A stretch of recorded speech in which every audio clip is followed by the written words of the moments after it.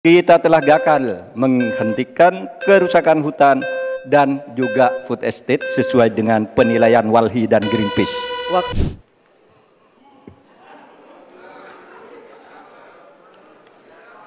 Saya lagi nyari jawabannya Prof. Mahfud.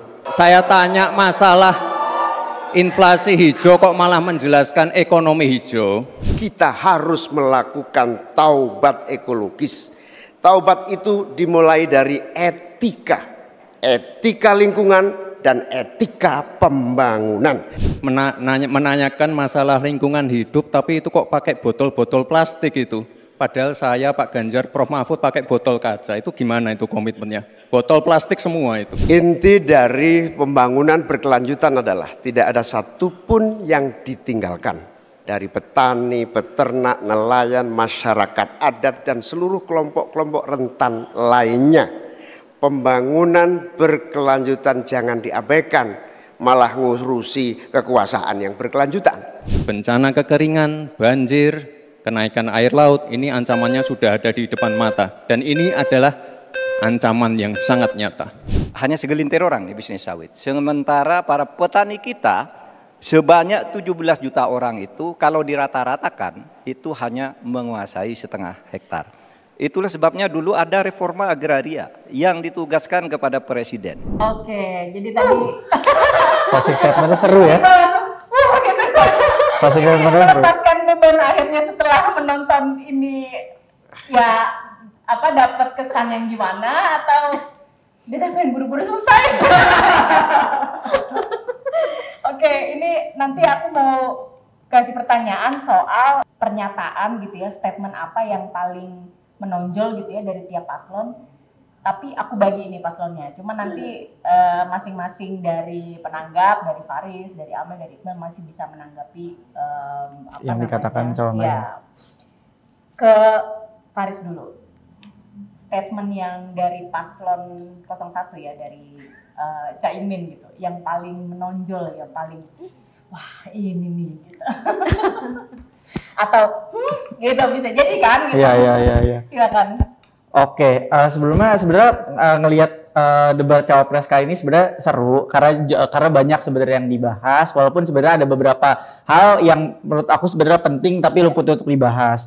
Tapi kalau misalkan kita berkaca sebenarnya tadi sama apa yang disampaikan, sebenarnya bukan cuma sama 01 tapi semua calonnya juga ya. Sebenarnya menurut aku emang yang penting adalah kita harus catat semua janji-janjinya. Tadi 01 tuh janji lumayan banyak. Pertama, anggaran iklim akan dinaikkan, itu satu. Sahkan RUU masyarakat adat secepatnya ketika terpilih, itu dua. Subsidi 5 miliar per desa, subsidi BBM untuk masyarakat miskin, reforma agraria tuntas gitu. Tadi sebenarnya udah banyak yang emang dijanjikan, tapi kalau dari aku pribadi ya sebenarnya yang dari awal aku mention sebenarnya perlu adanya solusi yang emang dikaitkan sama keadaan yang sekarang gitu. Status quo-nya seperti apa, permasalahannya apa, lalu dikaitkan sama solusinya. Ya mungkin tadi dari yang disebutin janji-janjinya itu bisa jadi solusi, tapi tentu PR pemilu kalau misalkan kita belajar dari cerita-cerita masa lalu, nafas perjuangannya agak panjang.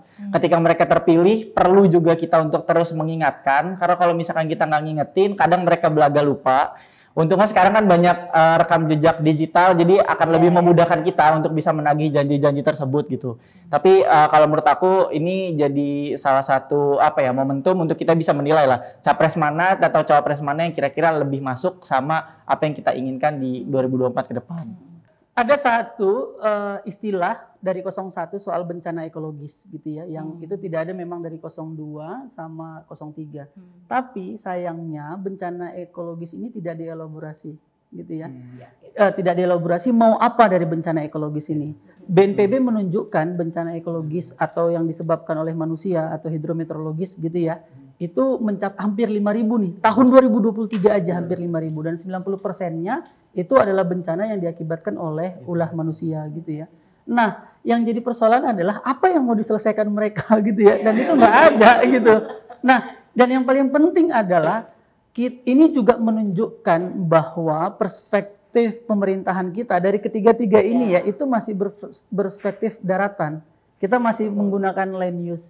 Nggak ada yang ngomongin soal bagaimana masyarakat di kepulauan, bagaimana masyarakat di pesisir. Perlu sangat digarisbawahi bahwa krisis iklim pertama kali akan berdampak pada masyarakat yang tinggal di pulau-pulau kecil dan pesisir karena diakibatkan oleh naiknya permukaan air laut gitu. Dan itu tidak disinggung sama sekali gitu. Ini sebenarnya sangat mengecewakan gitu ya.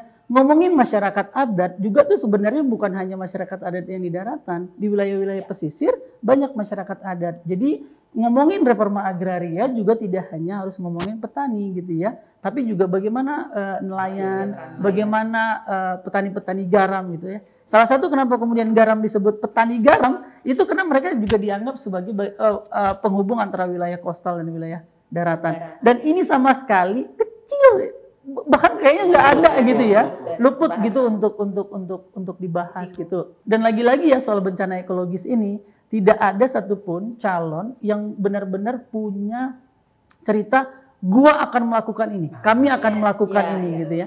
Soal 03 gitu ya, Prof Mahfud gitu tadi sempat ngomongin soal reforma agraria. Tapi apa yang dilakukan Prof Mahfud untuk reforma agraria? Apakah Prof Mahfud atau calon 03 berani gitu untuk bilang kami cabut, kami hentikan konflik-konfliknya gitu ya? Nah itu kan nggak ada komitmen kuatnya itu nggak ada kita lihat. Itu kali ya kalau diperbandingkan. Jadi di awal banget si Amin tuh ngomong soal transisi energi ya, energi mix yang turun komitmennya dari 23% ke 17% gitu. Tapi dia nggak mengelaborasi, lagi-lagi ya cuman kayak yaudah pick puzzle aja sekeping ini gitu. Tapi dia tidak mengelaborasi, oke impactnya apa? Berarti kita kan slow-slow aja dong, kita akan memperpanjang penggunaan energi fosil, yang energi kotor, yang impactnya pasti ke pangan, pasti ke air, pasti ke hutan juga gitu, pasti ke udara juga, pasti kepada kesehatan juga. Nah itu sama sekali nggak diadres tuh gitu. Saya kecewa juga sih karena demokratisasi energi sama sekali tidak disebutkan di situ gitu. Jadi ketika ngomongin soal transisi energi, mereka nggak bilang keadilan gitu ya bagi masyarakatnya seperti apa gitu. Sepotong-potong gitu ketika ngomongin masyarakat adat gitu, ada impact dari transisi energi terhadap masyarakat tapi itu tidak diadres gitu. Tapi kemudian karbonnya itu tidak dielaborasi. Kenapa sih kita mesti ngomongin karbon gitu? Karena itu kan sebenarnya terkait dengan krisis iklim gitu. Semuanya ngadres krisis iklim tapi pada akhirnya pembahasannya sepotong-sepotong nih, nggak komprehensif gitu. Termasuk yang paslon 1 juga gitu ya. Dan sepertinya tidak benar-benar merefer dokumen visi misi mereka gitu, karena kalau lihat paslon 1 kan 148 halaman kayaknya ya gitu. Itu terelaborasi gitu ya gitu. Jadi mungkin para paslon juga bisa lihat report kita ya, kan kita ngerilis terkait JETP waktu itu ya, pendanaan transisi energi, kita ngerilis terkait white paper JETP gitu ya. Kita ngomong gitu di situ emisi yang dihasilkan Indonesia berapa, harusnya net zero emission-nya sampai 2050 tuh sebenarnya bisa kita capai loh, tapi butuh pendanaan berapa gitu. Kayaknya bisa tuh refer ke situ gitu, dan bagaimana menghindari solusi-solusi palsu, karena kita nyebutin juga tuh di riset solusi-solusi palsunya apa aja sih gitu. Itu masih ada di setiap paslon. Dengan bangga menyebut sisi US lagi. Padahal itu udah dari debat keberapa itu udah diangkat gitu di media. Iya betul. Oke, sekarang ke Iqbal. Kosong berapa nih? Kayak bisa nih. Kocak dulu. 02. Oke. Nah, Enak ya? enak 02. 02 ini memang cara apa ya? Apapun pertanyaannya solusinya hilirisasi gitu ya. Ini lagi-lagi saya untuk mengulang bahwa ini adalah watak ekonomi ekstraktif sebenarnya, hilirisasi gitu ya. Ini report soal otonomi khusus dan kutukan sumber daya alam di Papua. Ada satu hasil riset gitu ya yang kita mention di sini, bahwa kutukan sumber daya alam itu terjadi pada daerah-daerah yang tinggi sumber daya alam. Pertama, yang paling tinggi adalah Kalimantan Timur, Papua Barat, sama Papua. Lagi-lagi teman-teman bisa download ya laporannya ya. Ini coba sobat lingkungan catat. Ini sangat detail. Kutukan sumber daya alam itu apa? Kira-kira begini, bahwa daerah-daerah yang kaya sumber daya alam itu masyarakatnya tidak punya akses terhadap ekonomi atau minim akses terhadap ekonomi, tidak memiliki akses terhadap kesehatan atau minim akses terhadap kesehatan, dan tidak memiliki atau minim akses terhadap pendidikan. Artinya apa? Daerah-daerah kaya sumber daya alam di Indonesia adalah daerah-daerah dengan penduduk yang miskin, mohon maaf, bodoh atau tidak terpelajar gitu ya. Yang ketiga adalah mereka sakit gitu ya. Jadi mereka tidak punya akses terhadap kesehatan, mereka tidak punya akses terhadap pendidikan, mereka tidak punya akses terhadap pasar. Apa ukurannya? Indeks pembangunan manusia. Tiga ini. Bahwa 5 kabupaten di Indonesia yang indeks pembangunannya rendah itu adalah kabupaten dengan sumber daya alam paling tinggi atau melimpah. Apa itu? Papua, Papua Barat, Kalimantan Timur, Sumatera Selatan salah satunya. Kita tahu Sumatera Selatan adalah lumbung energi, salah satunya batu bara di sana. Kalimantan Timur batu bara, kita tahu Papua dan Papua Barat. Jadi ini menunjukkan, bahkan ada banyak riset yang menunjukkan bahwa daerah-daerah yang tadi katanya disebut hilirisasi seperti apa misalnya Sulawesi Tenggara, Kalimantan Timur, dan tempat-tempat yang penuh dengan tambang-tambang itu, unemployment rate-nya itu paling tinggi. Artinya tidak ada korelasi positif antara penyerapan tenaga kerja dengan industri ekstraktif di daerah tersebut. Ini juga jadi catatan gitu ya. 02 tadi menyebut apa? 02 tadi menyebut bahwa hilirisasi mampu menyerap tenaga kerja. Siapa tenaga kerjanya dan tenaga kerja seperti apa gitu ya. Bahkan tadi Bappenas sudah bilang kan bahwa ekonomi hijau jauh lebih mampu menyerap tenaga kerja dibanding industri ekstraktif gitu. Nah, lagi-lagi kita ada riset nih teman-teman. Baku tipu, tadi kan ngomongin soal ekonomi ekstraktif ini gitu ya.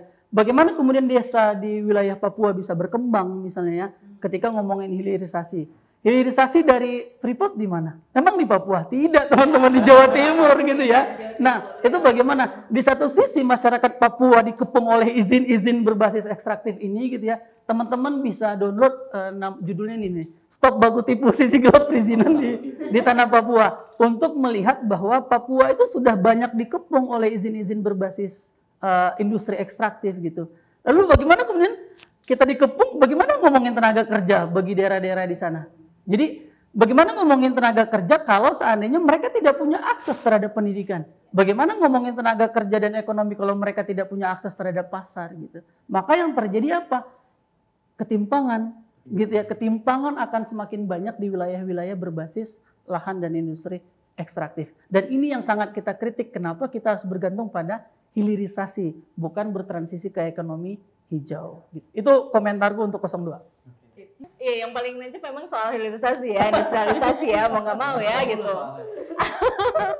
Nggak, dalam artian gini, berarti konsepnya Paslon 2 terkait energi itu pasti based on korporasi, pasti based on skala besar gitu ya. Jadi tidak ada kemudian dorongan terhadap komunitas-komunitas kecil gitu ya, komunitas masyarakat gitu untuk mengembangkan energi terbarukan mereka gitu.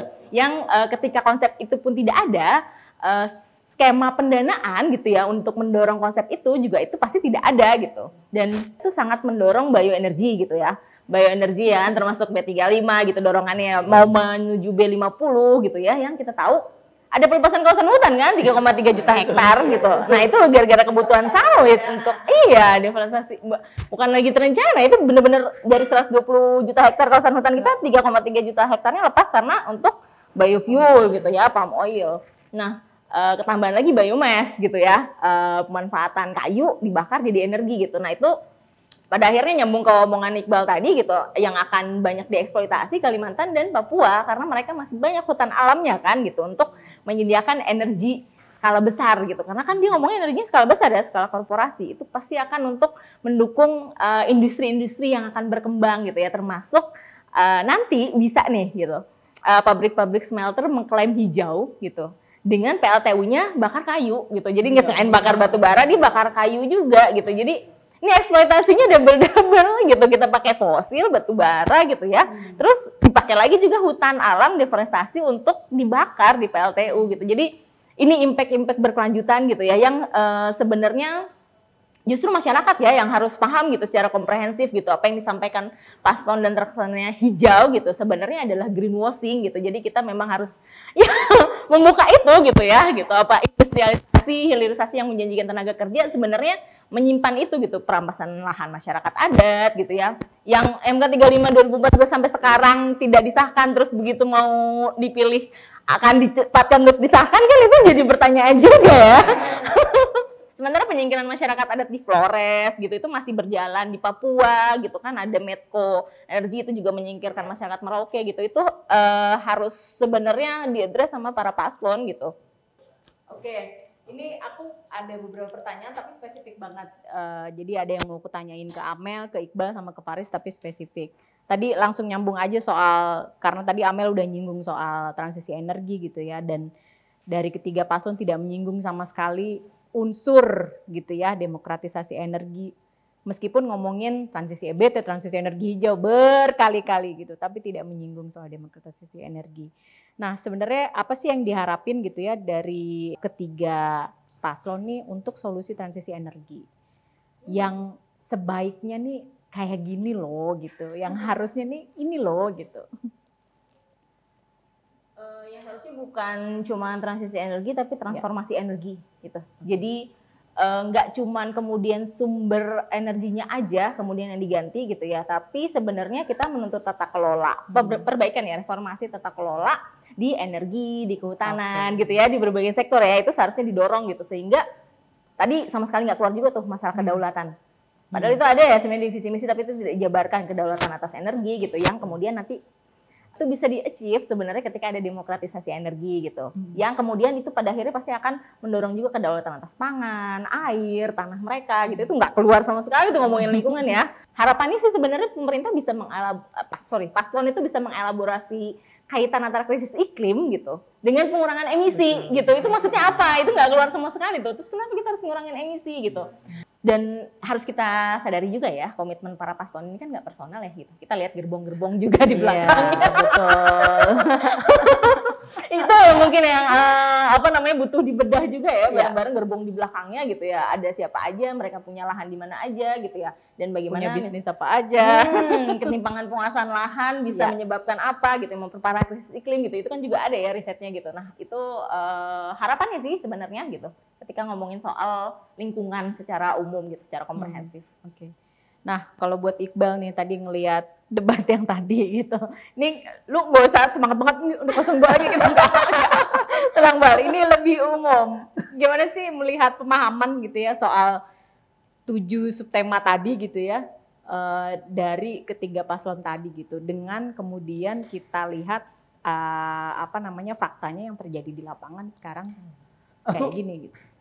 Pengen nyorotin yang reforma agraria ya. Dari Prof. Mahfud tadi sempat ngomongin reforma agraria, bikin lembaga, dia bikin lembaga kan, mau bikin institusi soal reforma agraria. Sebenarnya kita juga punya ada gugus tugas reforma agraria gitu, dan sampai sekarang belum jelas. Nah, reforma agraria padahal dia bagian dari reforma agraria ya. Dan ada juga kan tim reformasi hukum ya, yang salah satunya adalah urusan reforma agraria gitu.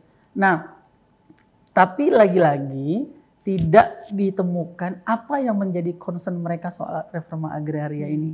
Bagaimana mereka mendistribusikan lahan ini gitu ya. Dan yang penting juga tadi lagi-lagi ada tadi ngomongin sertifikasi kan ya.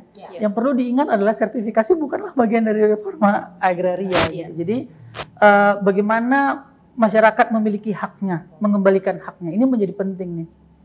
Tadi Prof. Mahfud sempat juga menyebutkan ya, cawapres ya dari 03 sempat menyebutkan bahwa aktivis lingkungan sebagai subjek hukum gitu ya, juga harus dilindungin. Itu clear tuh. Nah, tapi bagaimana masyarakat adat yang melindungi tanahnya? Apakah kemudian mereka masih bisa dikriminalisasi? Apakah mereka bisa didefinisikan sebagai aktivis lingkungan? Bahkan kalau mereka didefinisikan sebagai aktivis lingkungan, bahkan memperkecil porsi mereka ya. Mereka tuh melindungi hutan-hutan yang selama ini, yang masih ada sampai saat ini. Kita harus berterima kasih sekali bagi masyarakat adat gitu ya. Jadi kita ini sebenarnya secara tidak langsung gitu ya, dimanapun di Indonesia itu ya, kita tuh berhutang budi kepada masyarakat adat yang tinggal di sekitar hutan. Karena mereka masih adalah perusahaan-perusahaan itu tidak bisa masuk ke sana. Jadi benteng terakhir kita dalam mengatasi krisis iklim dan benteng utama kita adalah masyarakat adat. Tapi lagi-lagi ini tidak dimention gitu ya. Kita ngomongin tentang transisi energi gitu ya. Ngomongin transisi energi sampai nggak sih ke masyarakat adat sebenarnya? Perlu kita ketahui juga sebenarnya di wilayah masyarakat adat kayak di Kalimantan Timur, di Kalimantan Tengah, mereka itu bahkan memiliki pembiayaan untuk mendapatkan listrik jauh lebih mahal daripada kita di Jakarta sini. Karena apa? Karena mereka bergantung pada mesin diesel, mereka bergantung pada solar, dan itu hanya hidup dari jam 6 sore sampai jam 10 malam. Dan itu mahal sekali kalau dihitung per KWH-nya. Jadi di mana keadilan energi itu bagi masyarakat adat, dan itu tidak pernah disebut gitu ya. Jadi mereka menyebut masyarakat adat, mereka menyebut dengan MK35 gitu. Tapi apa yang mau mereka lakukan terhadap pemerataan pembangunan ini gitu? Apakah IKN misalnya sebagai bentuk pemerataan pembangunan gitu? Tapi bagaimana porsi masyarakat adat wilayah Kalimantan Kalimantan Timur terhadap wilayah-wilayah IKN tersebut? Dan tadi ada dimention soal land bank kan, redistribusi melalui bank tanah. Kita perlu ingat, itu industrialisasi baru, dan perlu diingat juga tadi disebut akan didistribusikan kembali misalnya pada pengusaha lokal gitu. Lagi-lagi di mana peran masyarakat adat untuk mendapatkan haknya mengakses lahan-lahan yang sudah ada di land bank tadi. Kita bayangkan sekarang aja yang belum di land bank mereka nggak bisa akses gitu. Mereka sulit akses apalagi sudah ada di land bank. Jadi sebenarnya lagi-lagi ya, mohon maaf sekali tapi perlu kita sebutkan bahwa watak pemerintahan kita itu memang bias Jawa gitu ya, termasuk apa yang dibahas oleh cawapres-cawapres tadi. Oke. Gitu, Pak. Nah, aku ke Faris nih. Tadi disebut anak zaman now. Cie. Ngerasa nggak anak zaman now? Kayak ini mungkin lebih ke perspektif generasi muda gitu yang melihat apa yang diperdebatkan malam ini gitu dari ketiga paslon soal lingkungan gitu. Juga tadi sebenarnya Faris sempat nyinggung juga gitu ya soal kekhawatiran generasi muda akan lapangan pekerjaan gitu di masa depan gitu. Silakan Faris. Oke, yang pertama menurut aku sendiri ya, tanggapan aku dari debat cawapres ini tiga-tiganya sebenarnya ya kita harus underline lagi gitu, transisi energi berkeadilan dan berbasis kerakyatan. Jangan cuma berbasis korporasi dan jangan cuma berwatak ekstraktif, itu yang pertama. Jadi kayak jangan sampai emang kita mulai transisinya tapi masih pakai cara lama gitu. Katanya anak zaman now tapi kenapa pakai caranya lama gitu kan. Itu jadi jangan sampai cuman Gini aja. Iya. Karena agak khawatir nih, maksudnya banyak banget yang bilang suara anak muda tuh punya suaranya sendiri gitu. Jangan merasa kayak mewakili. Menurut aku emang anak muda itu sebenarnya punya suaranya sendiri. Terus yang kedua, sebenarnya tadi menarik banget faktanya kalau misalkan emang daerah dengan SDA paling tinggi justru ketimbangannya justru rendah gitu kan. Jadi menurut aku di sini agak egois kalau cawapres ini bilang kesejahteraan petani, kesejahteraan rakyat, kesejahteraan masyarakat adat, tapi 3 petani pakel masih ditahan gitu. Agak sedikit ironi ketika emang ngomongin masyarakat, tapi sebenarnya nggak pernah mendengar apa yang dirasakan sama masyarakat dan cuma mendengar dari kalangan elitis yang ada di pusat kota doang gitu. Jadi menurut aku mungkin kalau boleh kasih saran gitu kali ya buat capres-capres atau caleg-caleg, menurut aku bukan cuma rakyat doang yang harus mendengarkan bapak-bapak sekalian, tapi kayaknya kebalik deh, harus lebih banyak mendengar lagi. Indonesia tuh banyak gitu. Pemeran utama dalam pemilu 2024 bukan cuma 01, 02, 03, tapi pemeran utamanya itu 270 penduduk Indonesia gitu. Jadi jangan kebalik pengen ngerasa didengerin tapi nggak pernah mau mendengar gitu apa yang emang dikeluhkan sama masyarakat. Jadi emang gitu sih, kalau menurut aku harus lebih banyak mendengar, lebih bisa memahami status quo yang ada sekarang, permasalahannya apa, dan mengkorelasikan dengan solusi dan gagasan yang ingin dibawa. Jadi jangan pernah takut dialog. Kalau menurut aku jangan pernah takut dialog untuk jadi pemimpin, karena Indonesia orangnya banyak. Cara satu mungkin nggak bisa match sama yang lain, tapi mungkin bisa ada titik tengah, tapi nggak bakal terjadi kalau nggak ada dialog. Itu sih kalau dari obrolan kita malam ini gitu ya, ada yang kayaknya ini miss banget gitu ya. Tadi aku setuju sama Amel soal bagaimana kemudian krisis iklim yang udah kejadian ini gitu ya. Tadi soalnya banyak banget tuh ngomong ini dampaknya udah nyata, permukaan air laut naik dan lain-lain gitu ya. Bahkan sempat nyinggung juga gitu soal bagaimana krisis iklim ini berpengaruh terhadap ketersediaan pangan gitu ya. Tapi tidak menarik benang merah bagaimana kemudian ini diatasi dengan pengurangan emisi dan peta jalan pembangunan berkelanjutan gitu. Itu kita tidak melihat gitu di situ. Jadi benar kata Amel, aku setuju bahwa ini kayaknya hanya nyuplik-nyuplik aja nih gitu, dan lagi-lagi jargon-jargon lagi gitu ya. Terus kemudian soal aktivis lingkungan sebagai subjek hukum gitu. Ini juga tidak menyinggung bagaimana kemudian sepanjang 2023 gitu ya banyak sekali kriminalisasi aktivis gitu ya, pembungkaman gitu terhadap, tidak hanya soal yang koar-koar gitu ya, soal lingkungan gitu ya, soal penyelamatan lingkungan, tapi juga soal demokrasi gitu ya, soal hak asasi manusia gitu. Kita lihat bagaimana setahun kemarin abang kita dan mbak kita gitu ya, Abang Haris dan Mbak Fathia, kita lihat ya selama struggle banget gitu ya, selama setahun kemarin mereka habiskan hanya di ruang persidangan untuk membuktikan bahwa mereka tidak bersalah gitu. Itu maksudnya itu juga menjadi satu isu penting yang seharusnya tidak lepas gitu ya dari pembahasan soal tadi pengelolaan sumber daya alam, lingkungan hidup, energi dan lain-lain gitu. Sekarang kalau tadi mereka kasih closing statement, kita ada closing statement juga gitu. Jadi jangan mau kalah gitu. Closing statementnya harus yang gitu, harus yang nendang. Oke, silakan dari Faris dulu ke Iqbal terus ke Amel, silakan. Oke, ini kalau dari aku, menurut aku Sobat Lingkungan, teman-teman yang emang nonton debat Cawapres hari ini atau bahkan dari live-nya Greenpeace, saran aku untuk bisa menjadikan debat-debat Capres-Cawapres sebagai salah satu preferensi teman-teman untuk bisa menentukan pemimpin teman-teman tuh nanti mau siapa. Karena balik lagi, menurut aku pribadi, pemeran utamanya di sini bukan Anies Baswedan, pemeran utamanya bukan Prabowo Subianto, pemeran utamanya bukan Ganjar Pranowo, tapi teman-teman semua. Pemeran utamanya tuh kita semua nih, rakyat Indonesia. Jadi jangan sampai salah pilih, karena kalau salah pilih susah pulih. Gitu. Mantap. Silakan. Nasib bangsa ini ke depan. Kayaknya lebih cocok nih. Teman-teman, saat ini posisi bumi itu sudah tidak lagi sekedar panas gitu ya, tapi benar-benar sudah mendidih. Kita tidak punya waktu lagi gitu, dan tidak ada planet lain selain planet bumi ini gitu ya. Cara berpikir yang sangat antroposentris atau berpikir tentang kepentingan manusia sudah tidak zamannya lagi gitu ya. Zaman now ini gitu ya, berpikir soal bagaimana menjaga keberlangsungan umat manusia dan lingkungan hidup, sehingga kita perlu untuk memilih pemimpin yang benar-benar mempunyai visi misi dan program nyata dan jelas untuk mengatasi krisis iklim yang sebenarnya sudah terjadi saat ini. Gitu, Pak. Oke, terima kasih. Mel. Oke, kawan-kawan, kita bukan tukang coblos gitu, yang dipanggil setiap 5 tahun sekali gitu ya untuk nyoblos doang gitu, dan saya rasa tidak boleh ada orang yang menduduki kepemimpinan gitu ataupun kemudian bisa mengambil keputusan besar ketika tidak concern terhadap krisis iklim gitu. Dan percaya, aku sepakat sih sama kawan kita ini gitu, bahwa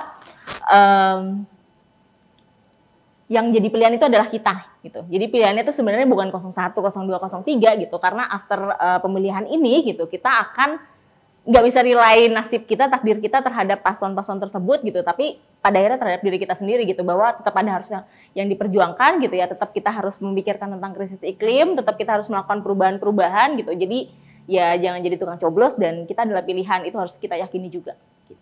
Oke, terima kasih banyak obrolan kita yang bernas. Semoga Sobat Lingkungan nih nanti bisa benar-benar mencerna gitu ya, terus mendapatkan inspirasi, kayaknya saya akan mencoblos yang ini gitu, atau mungkin tidak mencoblos ya nggak apa-apa juga gitu, kita tidak itu pilihan diserahkan kepada Sobat Lingkungan. Tapi yang jelas semoga diskusi kita kali ini maksudnya memperkaya gitu ya, setidaknya pengetahuan Sobat Lingkungan tentang memang apa yang terjadi dengan bumi kita gitu ya saat ini, dan juga kenyataan di lapangan dan bagaimana kemudian kebijakan pemerintah mengatasi ini gitu ya. Jangan lupa juga aku mau ngingetin Sobat Lingkungan, diskusi kita malam ini tuh nanti akan hadir di podcast Ngobrol Lingkungan di YouTube dan juga Spotify gitu. Nah, setelah ini jangan leave dulu, kita akan dengerin jingle. Jadi Greenpeace akan ngeluarin jingle soal pemilu gitu ya. Nanti silakan didengarkan. Terus aku punya pantun nih buat penutup kita malam ini. Nanti tolong dicakep gitu ya. Biar gue gak kentang gitu ya. Oke ya. Oke, ini sebagai penutup malam ini. Pak Camat pakai baju putih. Cakep. Kalau masak pakai garam biar gurih. Cakep. Jangan sampai salah pilih. Nanti susah pulih. Baik, selamat malam. Selamat mendengarkan jingle.